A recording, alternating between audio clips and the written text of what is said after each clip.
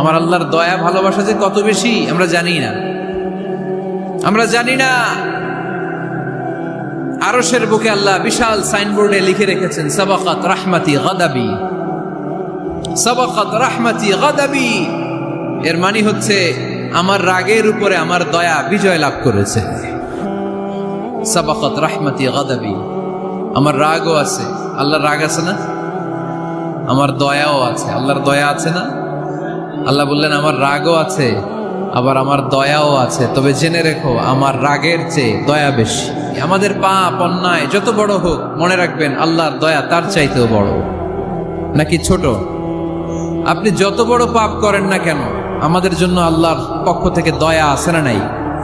বনি ইসরাইলের এক লোক সিরিয়াল কিলার ছিল, খালি মার্ডার করতো, সিরিয়াল মার্ডার, একটা দুইটা তিনটা 10টা 5টা করতে করতে করতে করতে 99টা মার্ডার করেছে। কয়টা?